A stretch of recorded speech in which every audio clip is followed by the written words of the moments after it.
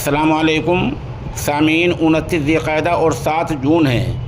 ख़बर का उन्वान है, क्या महिला कांस्टेबल यानी खातून कांस्टेबल जेल जाएगी। ये वही वाक़या है जिसमें 24 घंटे पहले पंजाब की रहने वाली कुलविंदर कौर ने नौ मुंतखब मेंबर पार्लियामेंट कंगना रनौत के चेहरे पर चाटा मारा था।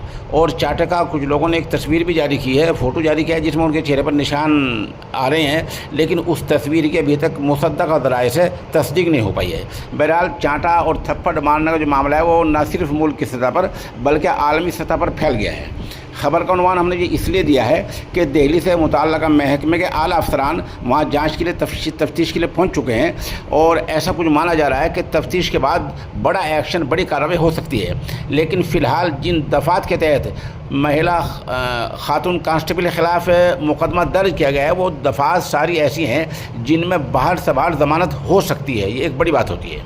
उधर जो किसान मोर्चा के लीडर हैं जसबीर घोषला हरियाणा के हैं, उन्होंने ये ऐलान किया है कि अगर खातून कांस्टेबल कुलविंदर कौर के ख़िलाफ़ कोई कार्रवाई होती है तो किसान सड़कों पर आ जाएगा, किसान तहरीक चलाएंगे और किसान इस बात को बिल्कुल भी बर्दाश्त नहीं करेंगे।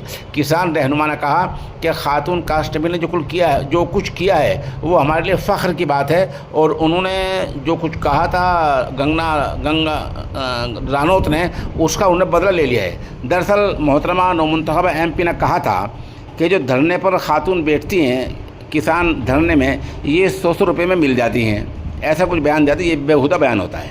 तो इस बयान को लेकर ही खातून कांस्टेबल गुस्से में थी, इश्तियाल में थी, उन्होंने इसी बात को लेकर थप्पड़ रसीद किया है।